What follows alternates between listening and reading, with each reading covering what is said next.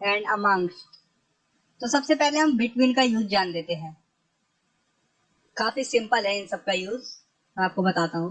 Between का प्रयोग दो व्यक्ति, दो वस्तु या समूह के बीच के लिए किया जाता है, बीच में के अर्थ में, ठीक है। Example, what is the relation between language and thought? भाषा और विचार के बीच क्या संबंध है? तो यहाँ पर दो चीजों की बात हो रही है, एक तो भाषा, दूसरा थॉट, सोच, मतलब विचार, ठीक है। इसलिए हमने बिटवीन का यूज किया है। इसी प्रकार इसमें अंतर के लिए आप डिफरेंस कर देंगे बिटवीन से पहले। Example, what is the difference between language and thought? भाषा और विचार के बीच क्या अंतर है? There is a good competition between these two candidates. दो कैंडिडेट्स की बात हो रही है, इसलिए हमने बिटवीन का यूज किया है। इन दोनों उम्मीदवारों के बीच एक अच्छी प्रतियोगिता है। The money was distributed equally between both brothers.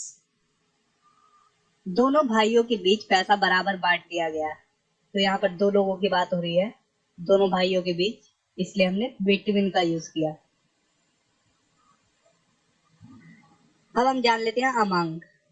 Among और अमंगस्ट में अंतर नहीं है, पर अमंग का यूज अधिक प्रयोग होता है, मतलब कि यूज ज्यादा किया जाता है अमंग को, अमंगस्ट को कम यूज करते हैं, बहुत कम।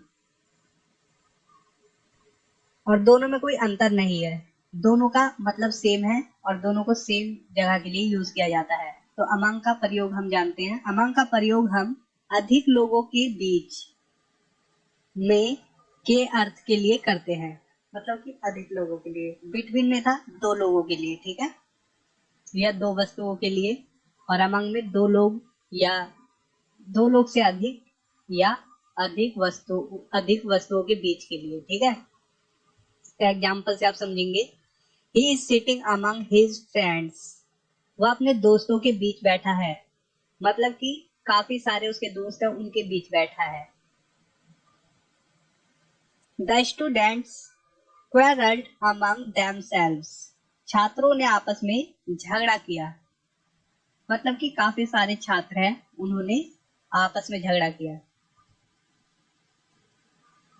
Who is the best among them? among them। उनमें सबसे अच्छा कौन है? तो उन लोगों में सबसे अच्छा कौन है, ठीक है। He distributed the pens among the students। उसने छात्रों के बीच पेनों को बांट दिया।